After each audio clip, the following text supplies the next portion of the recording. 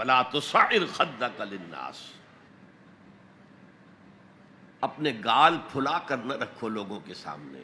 اس لیے کہ جو شخص اس مقام پر پہنچ گیا ہے اب اس پر شیطان کا حملہ ایک ہی ہو سکتا ہے، اور وہ یہ کہ تکبر پیدا ہو جائے،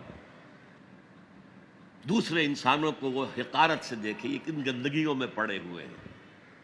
یہ نالی کے کیڑے ہیں،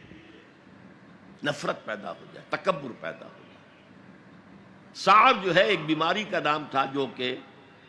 گردن میں اونٹ کے ہوتی تھی، جس کے اونٹ ٹیڑھی ہو جاتی تھی، تو یہ جسے آپ کہتے ہیں کج رخی، کج کولاہی،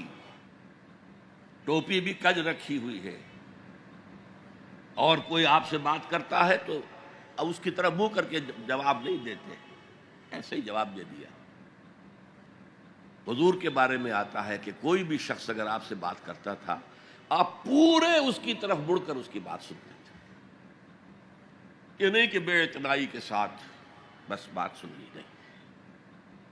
وَلَا تُصَعِّرْ خَدَّكَ لِلنَّاسِ وَلَا تَمْشِ فِي الْأَرْضِ مَرَحًا، اور زمین میں اترا کر نہ چلیو، اکڑ کر نہ چلیو۔ ان اللہ لا يحب كل مختال فخور، یقیناً اللہ کو بالکل پسند نہیں ہے مختال بنا ہے خیل سے، اختیال، گھوڑے کی چال میں ایک تمکنت ہوتی ہے، وہ تمکنت آپ اپنی چال میں اختیار کریں گے تو وہ آپ کے غرور ذہنی کا انڈیکس ہوگا، اندر کا غرور ظاہر ہوگا کہ اس چال سے، گھوڑے کی تمکنت والی چال، وَلَا تَمْشِ فِي الْأَرْضِ مَرَحًا ان اللہ لا يحب كل مختال فخور، فخر کرنے والا،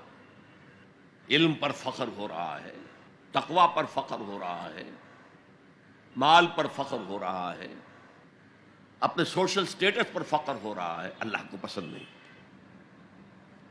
وَاقْصِدْ فِي مَشْيِكَ، اپنی چال میں میانہ روی اختیار کرو، نہ بہت تیز نہ بہت آہستہ،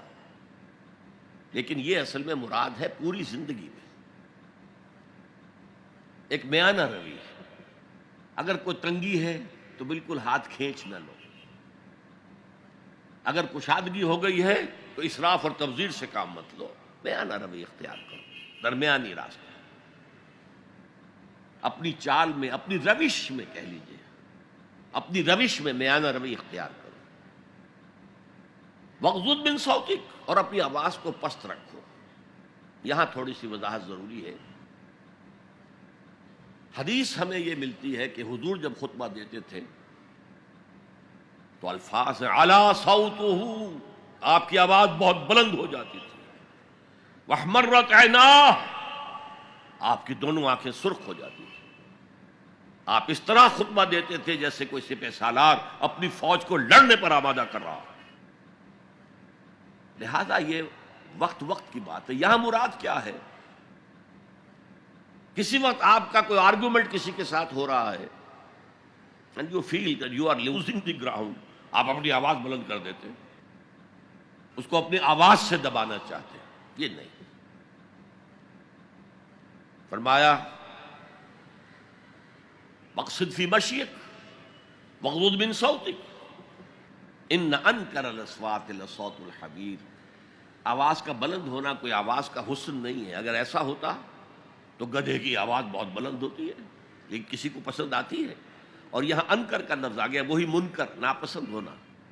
اس میں سے انکر افعل کے وزن پر، کبیر سے اکبر، صغیر سے اصغر، علیم سے اعلم،